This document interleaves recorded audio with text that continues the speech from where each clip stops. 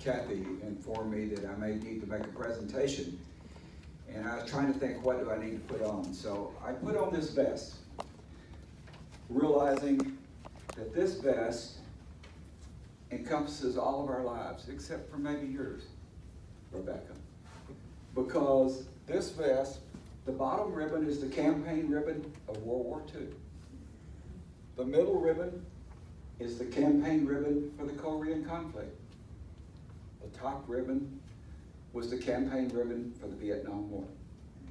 So all of us in this room probably experienced or were born during that period of time, except for maybe Rebecca.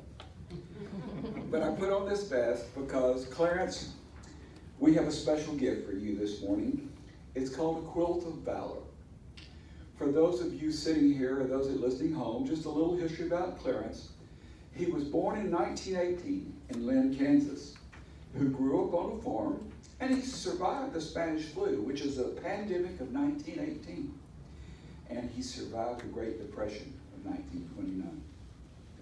In 1942, he joined the Third Army, serving under General George Patton as a tank mechanic with the 808 Tank Destroyer Battalion.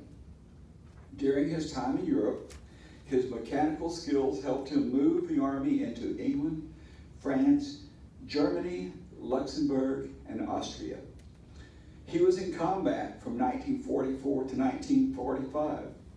He served as a mechanic and was on the Normandy beach after the landing to help move troops forward to free Europe.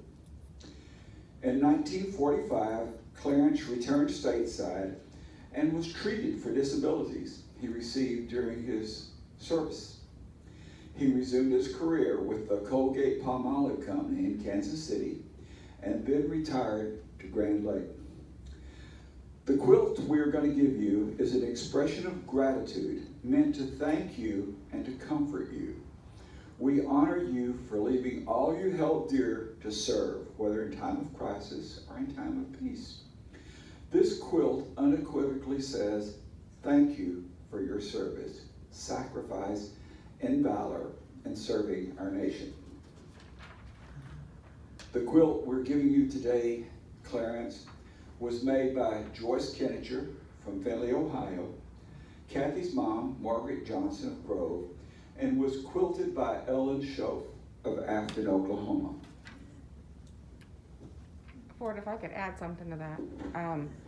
All the women in this also have military family, right? So that's why quilts like this are so important to them. Joyce has a son that's currently serving. My mom has two sons that have retired. My dad was in the military. Her brother was killed while in the military. And so the people who make it have a true passion for it. Okay, open it for it. On one side of this quilt, this side, you see the American flag. You can't read it from there, but it says stand up for America. On the other side, you'll see the campaign colors of all the various campaigns and items of valor. Clarence, if you will stand for a moment, I would like to place this over your shoulders.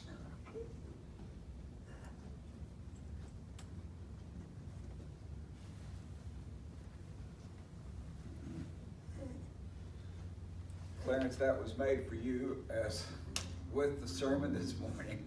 It was made with you with love, with many stitches, with long times of anguish to make sure everything was right for you. And family, if you'd like to take the quilt for him and help him, I think that would be appropriate.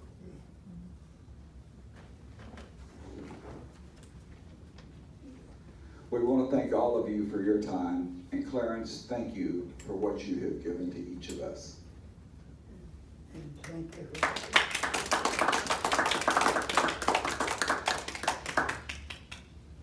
You know, I sure thank everybody.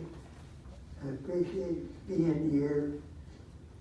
And I hope to stay here and enjoy the companionship and everything in this church.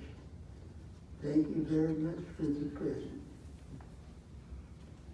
And if I could share just one final thought. I don't have a concern that any of you would wonder, how is it that people who served in the military can be purveyors of peace? But there is a reason why they have been called peacekeepers. Often it is the military that comes through as the one who is pulling out the stitches that have been made wrong. And sometimes we have to pull those stitches out to make it right.